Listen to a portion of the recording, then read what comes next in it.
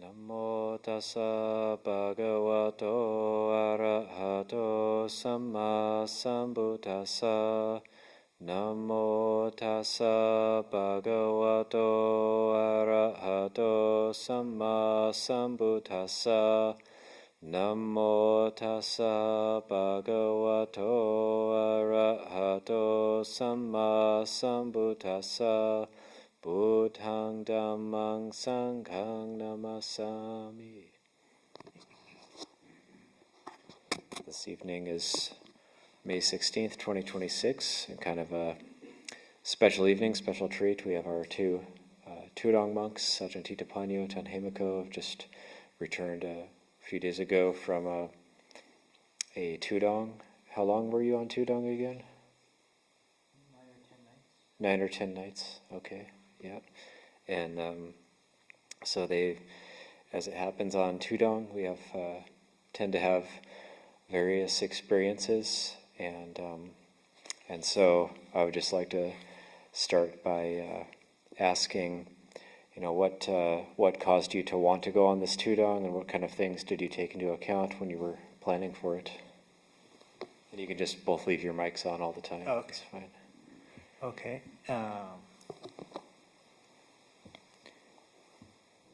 I found it's helpful to have things to rise up to, little challenges, and I'd had good experiences on Tudong in the past, and I appreciate the simplicity of just sort of unplugging from things and just walking, and you're just looking for places to go for alms and a place to camp, and just being with one or two other people, in this case Ajahn Hemako and Kevin, who isn't here, but just the three of us. And then just the simplicity of that, walking, spending almost all your time outside in the challenges and so just a few thoughts. Yeah, I guess I enjoy kind of a more nomadic existence, and it appeals to me to travel around and be outside especially. And also I've gone on a couple before, and it's an opportunity to have really wholesome interactions with people.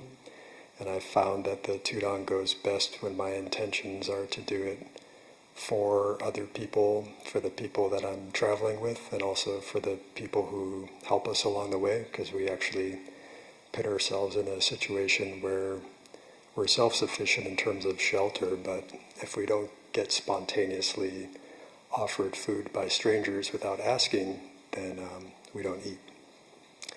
So I think it's quite unique to have a situation where we're doing our best to uphold the Buddha's teachings, to be worthy of alms food as alms mendicants, and for people to be able to help somebody who's not looking for money but just enough sustenance, and then to be open to whatever happens and to not be in control of the situation kind of opens up a sense of trust and needing to trust goodness and rely on that. So it's kind of a special opportunity, and special lessons come out of it.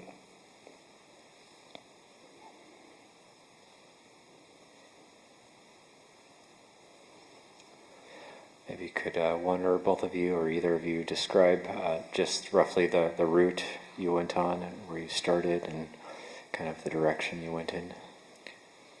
Okay, so we started at Three Jewels Monastery in Fort Bragg, which is a branch of Abhayagiri, a little branch on the coast, and then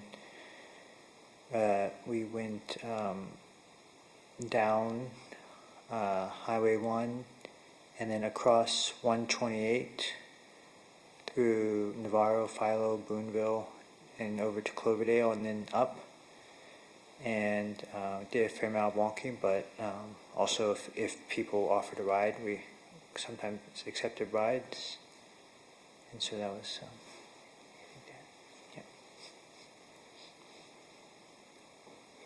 Was there like a determination to walk a certain amount a day, like a certain number of miles, or was it more just more freestyle than that?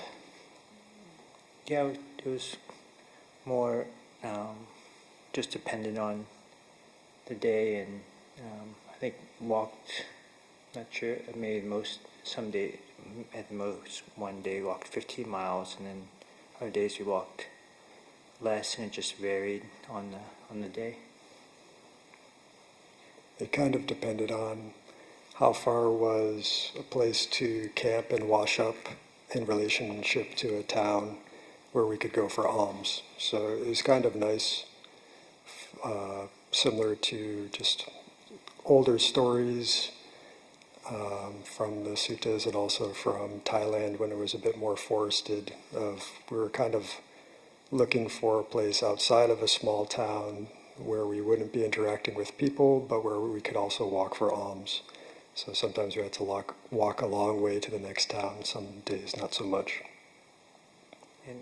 And sometimes it would take a while to find a campsite, because that would be okay, and not that was okay enough. So.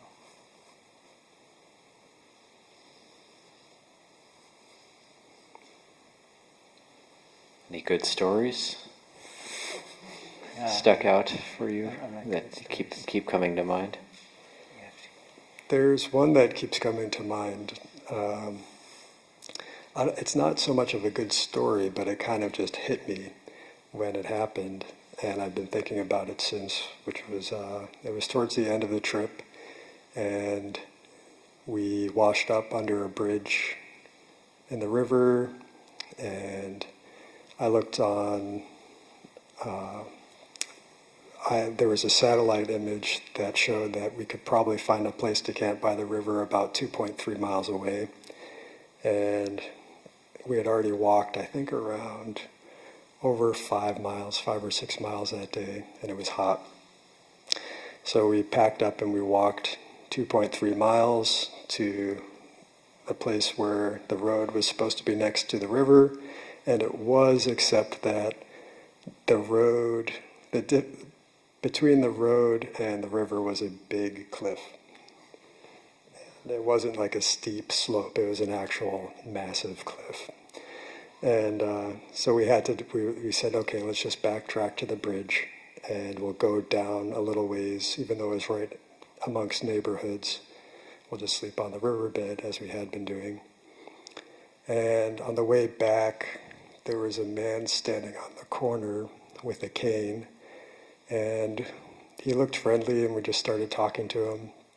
And he said, he kind of had a torn t-shirt and really long nails and a long beard, and he was in his 70s.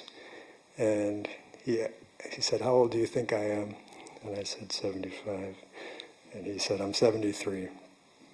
And then he told us about how his wife had passed away, and he said he thought God must have needed her more than he did. And he told us about how his son teased him, and how his wife's parents lived until their hundreds, and she died shortly after he retired, and he used to do drugs and she didn't. And then there was kind of a pause, and he said, "How old do you think I am?" And I said, it was kind of, we were both, all three of us didn't say anything, and I said, 73. And he said, "That's right." And then he repeated the exact same thing that he told us, word for word, including all of the emotions and the pauses. And it was, and I realized that he's not doing something different from what other people do, that I do that. And so does pretty much everybody. accept that there's something that's kind of broken down where it's not as hidden. So that was one story that's been resonating with me. Ajahn, do you have something? Well, one thing that stuck out for me was the last day of the last full day of the Tudong. Then we were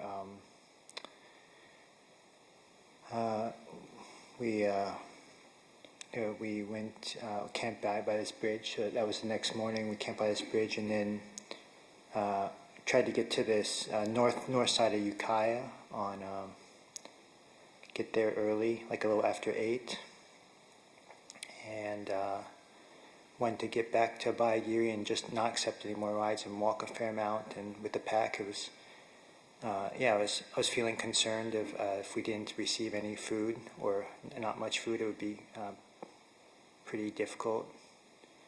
And so we started standing in this area where there was various food establishments on the north side of Ukiah, and then started standing a little after 8, and then it's 9, and then it's 10, and 11, and received a little. There were some nice offerings and friendly offerings, but not for 3 people. And you were standing directly in the sun. In the sun, directly in the sun. I was standing in the shade of a telephone pole, next to you. Right.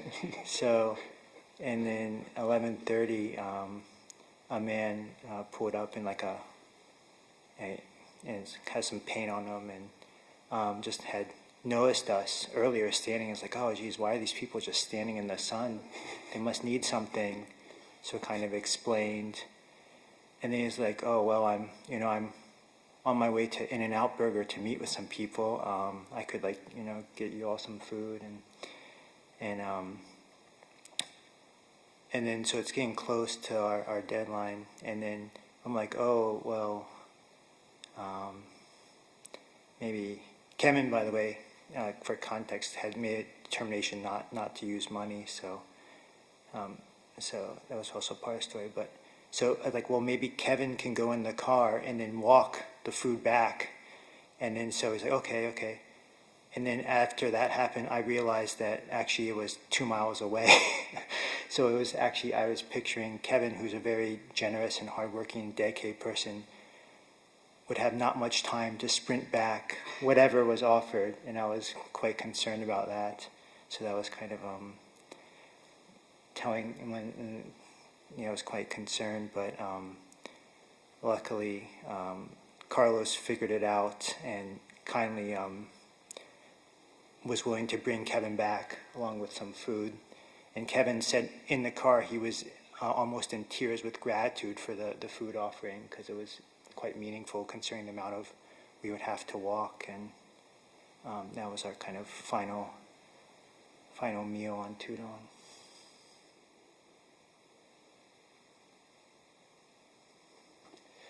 In your days of walking throughout the day, did either of you have like a favorite part of the day, a favorite time of the day?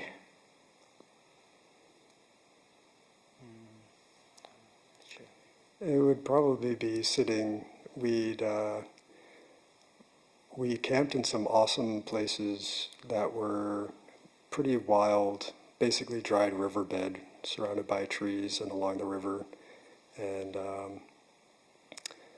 we would set up our gear. Ajahn Ṭhitapañño's shelter, he would put a tarp on the river rocks and sit on the tarp out in the open.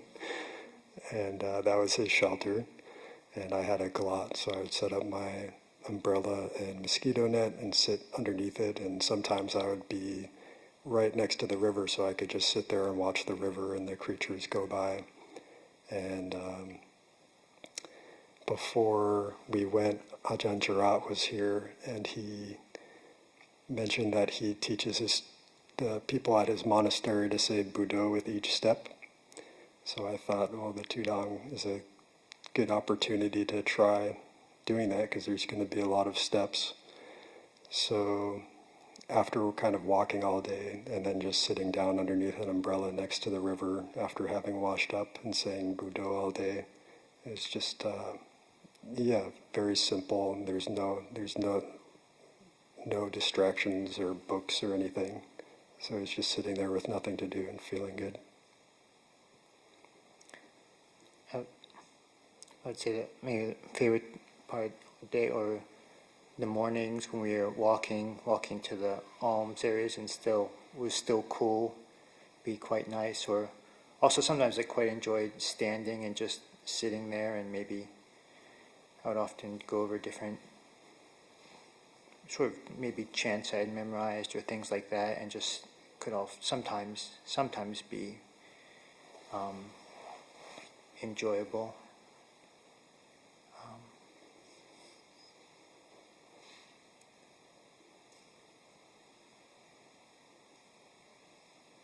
Would you be able to describe like a more nondescript day, like maybe like just offering on day 3 or 4 or something? Like how did you get, because it seems like you got food every day, so there must have been a way that you got food every day. Let's see. 15-mile day. Okay, you want. We woke up in the redwood forest and we were 9 miles away from where we could go Pindapat, but we didn't know it was 9 miles. We knew I was hoping it would be 6. And we looked at the map and we're talking about how far it would be, but it didn't matter. There was only one road, and whether it was far or close, we just had to walk.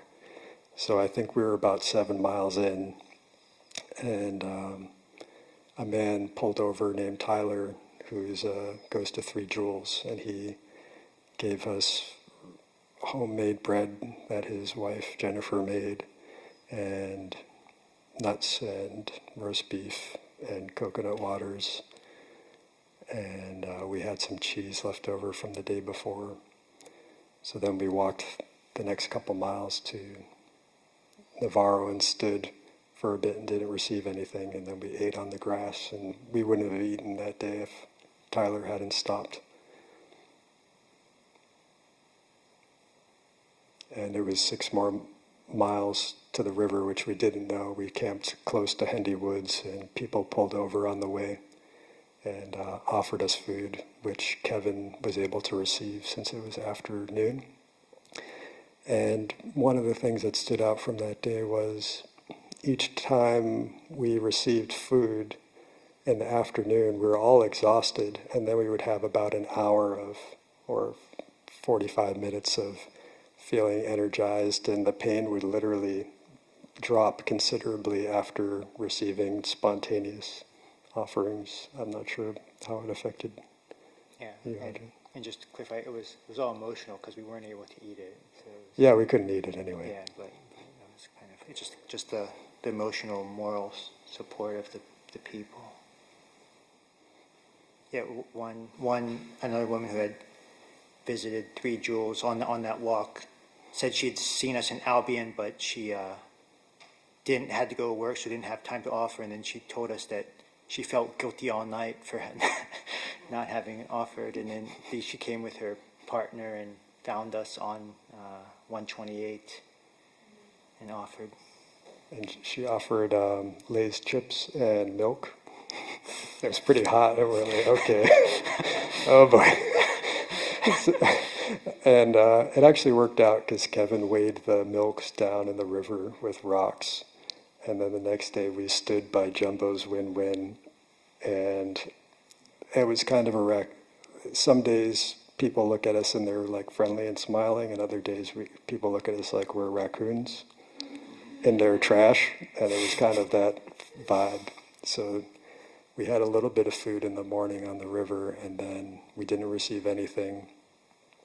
And I was pretty ragged that day, but we ended up splitting a bag of chips, 2 bags of chips between the 3 of us, and a third of a pint of milk. It was actually good. Yeah, it was pretty good.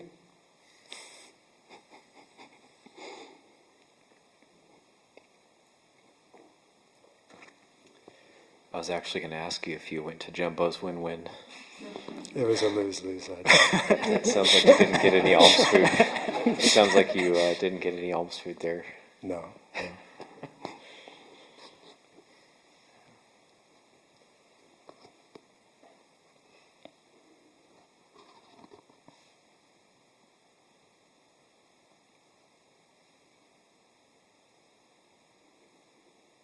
We ate dried ramen for breakfast one day and just ate it with the salt packets and stuff, and we were commenting how it was amazing.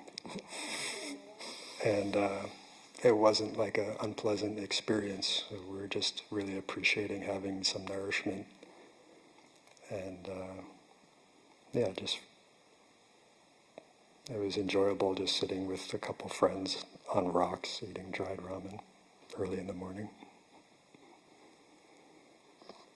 It sounds like the theme very much was being in solitude and secluded, beautiful places. And that was a big part of it on this particular Tudong. Was there any times when you found each other challenging, or maybe like where you had to adapt to each other a bit? I would say, I appreciate that Hemako's seemed impressively austere and equanimous with regard to food sometimes. And I remember one time we were standing in Albion and I was like receiving it, and Hemako was like, "Oh, this is enough food." And I'm kind of like looking at like, "What?" I don't think I said that, but so yeah. But I appreciate his renunciation and parami and equanimity with regard to food offerings.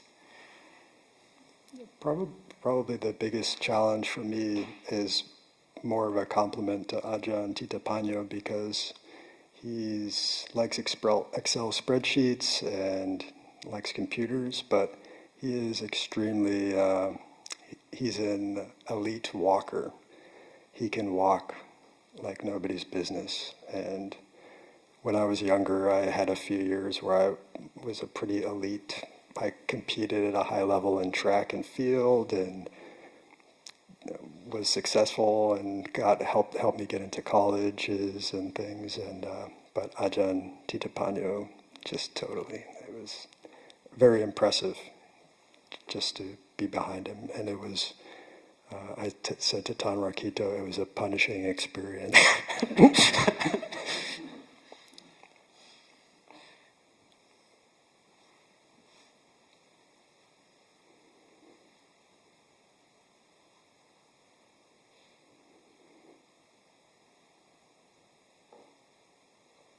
Any reflections, takeaways?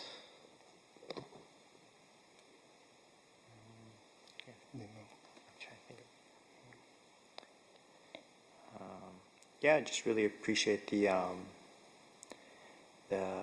simplicity and the groundedness of walking with two friends and with the pack and just unplugging. And sometimes like if I go somewhere in a car and just sort of get out, even if it's quite beautiful in some respects, I somehow don't appreciate it, but it's very grounding experience to just be outside and walking around with friends. And also just very heartwarming how people, I think it was a combination, sometimes people just respond to like wanting to help another human being, but then also oftentimes people just responding to the sight of a samana, sight of a monk, and just people just being uplifted by that. We didn't really give any Dhamma talks or anything, but just seeing people respond to that and being uplifted by that was quite heartwarming.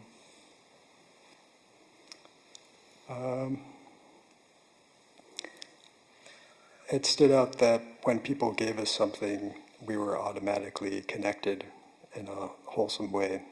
So it was kind of the magic of dana stood out, and how if people are feeling lonely, all they have to do to feel connected is to give to other people.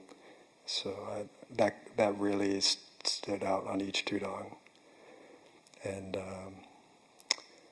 throughout the walk, there were times where I was kind of like apologizing in my head, being at, like, sometimes the river was too polluted to drink because of vineyards, or we were walking through very small areas of protected forest, and just imagining how big the forest used to be, and I was kind of apologizing to the river over and over again. And then towards the end, I did it again in my head as I was like picking up some trash, and I kind of got hit with something that said, like, don't apologize for sickness. Like, the river has to be sick sometimes, and if there's such a thing as a healthy river, there has to be a sick river. They come together.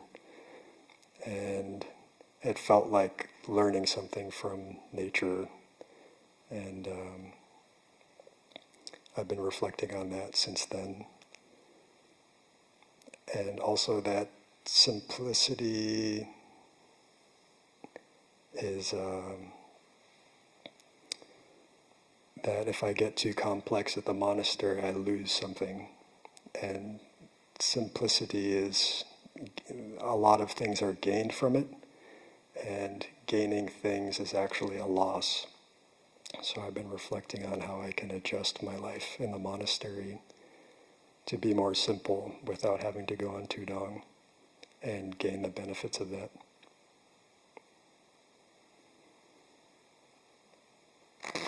Your story of eating the raw ramen with the spices reminded me of an experience in 2019 on Tudong with Ajahn Sek and Tantisaro, and we had gotten offered a few things, but one of the things we'd each gotten offered was we each had a raw potato, and then we were looking at these potatoes, and Ajahn Sek just put it in his mouth and started eating it. And I guess I had this view that you're not supposed to eat raw potatoes because they're poisonous or something. But then I just put the potato in my mouth and started eating it, and then Tantisaro just started eating his potato. And it was actually, wow, this is really good. It tastes exactly like a cooked potato, except it's raw and crunchy. That was kind of learning something that I didn't know before. Ajahn Ṭhitapañño put his chips in his mug with milk and had it like cereal. So I was kind of watching him do it, and I was like, oh, I'll try it with my milk. And it was, yeah, potato chip cereal is actually pretty good. I did find, like, yeah, sometimes when you try something new like that goes against the preferences, it's like the best thing you've ever tried, actually.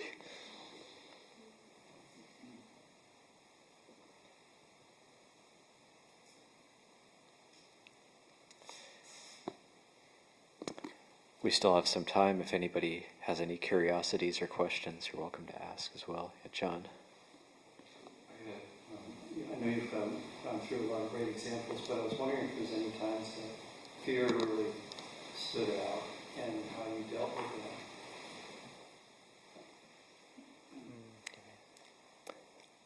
that. We were camping outside of Hopland, and we had walked along this old abandoned road that had a gate in front of it, but the road, it was getting swallowed up by trees, and we walked across this huge riverbed, and we stopped where it wasn't good to camp, but it was good enough to put our packs down. So I decided to do a little recon, and I went into the river and just started swimming and walking down the river, hoping to see a bank further down that I would then walk back to Kevin and Ajahn Ṭhitapañño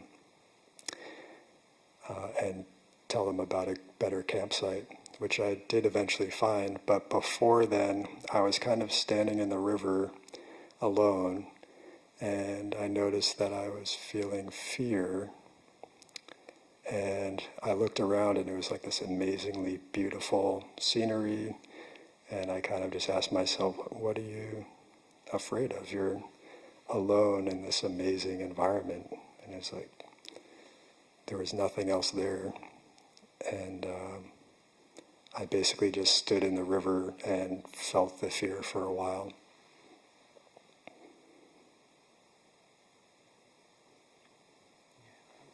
Don't I have an example?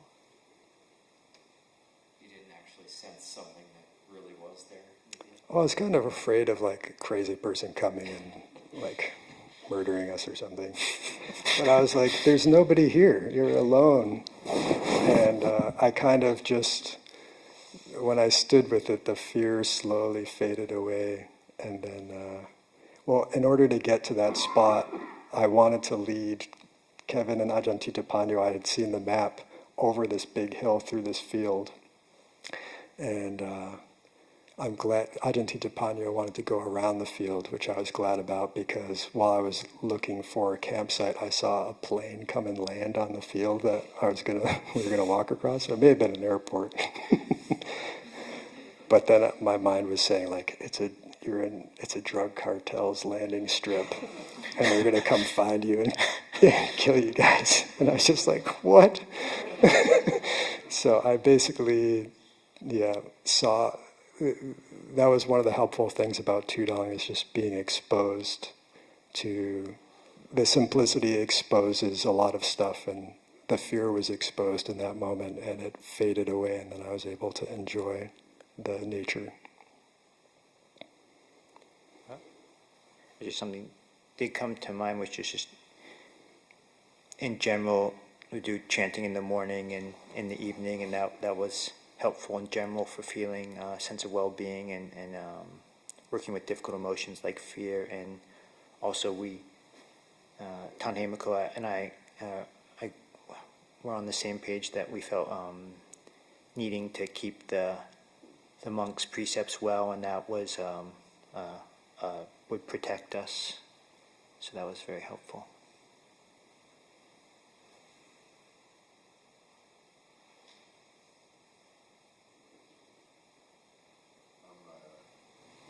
Pardon me, surprised that people just give you offerings. I'm kind of wondering, I mean, this is the United States, and I was wondering, how do people, since you're not asking, how do people come on to the fact that they can give you something? Well, we stand there with our bowls, and we look kind of different, I would say.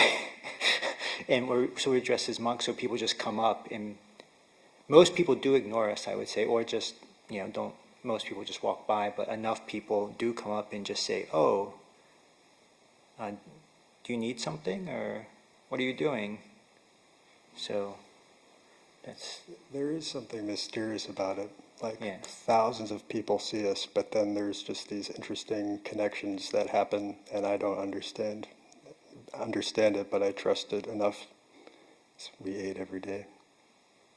And when they're allowed to explain what they're doing, when somebody goes and asks, "What are you doing?"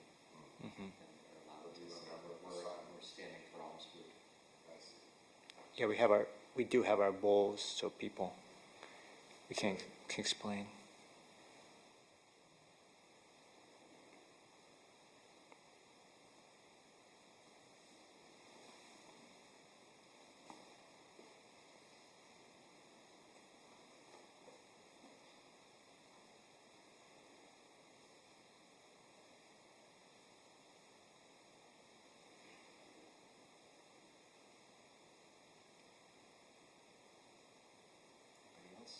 Question for the Tudong monks?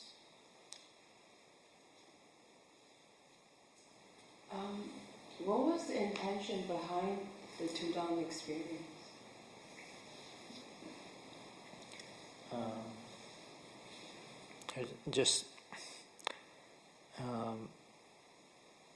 For me, I guess I would just say, just in a way, it's just in the sense, same practice in different environment, cultivate,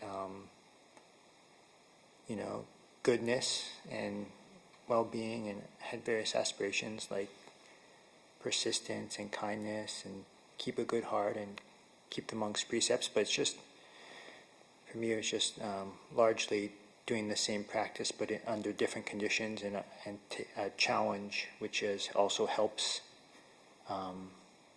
give us something to rise up to. For me, it was to just follow the teachings of the Kruba Ajahns and the Buddha, and to, as a junior monastic, to put things into practice that they recommend and follow their directions as best I can, while not while living up to the robes and trying to help people along the way.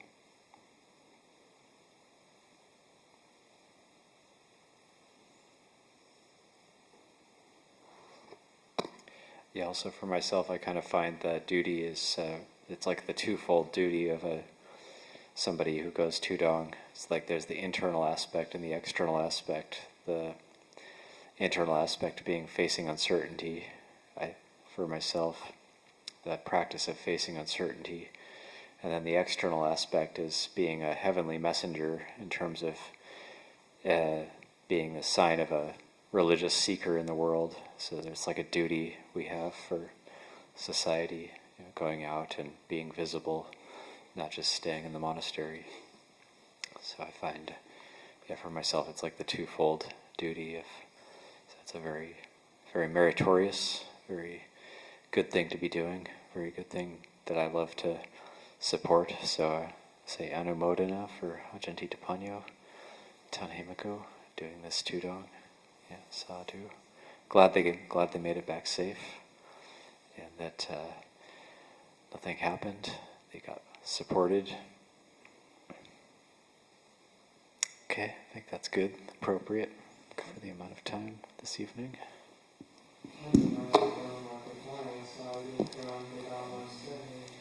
Sadhu, sadhu, sadhu, Anumodam. We'll end with the verses of sharing aspiration, which is the chant on page 33.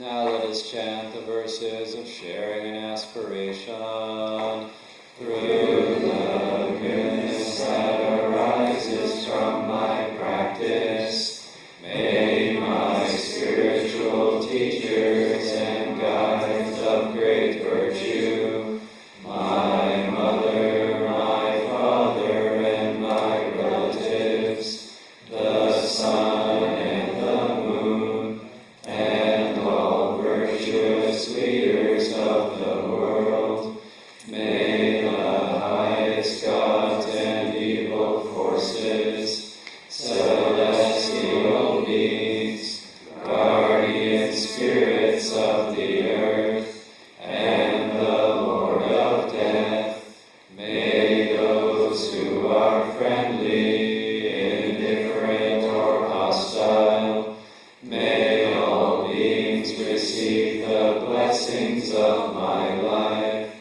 May they soon attain the threefold bliss and realize the deathless through the goodness that arises from my practice, and through this act of sharing, may all desires and attachments quickly cease, and all harmful states of mind, until I realize Nibbana in every kind of birth. May I have an upright mind, with mindfulness and wisdom, austerity and vigor. May the forces of delusion not take hold, nor weaken my resolve. The Buddha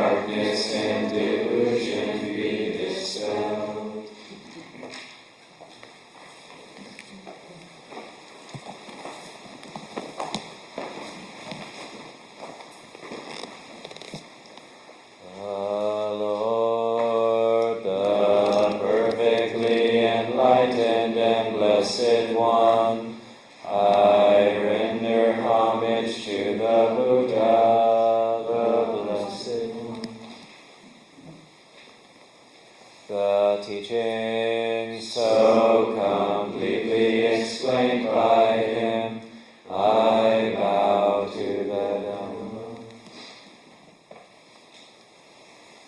The Blessed One's disciples who have practiced well, I bow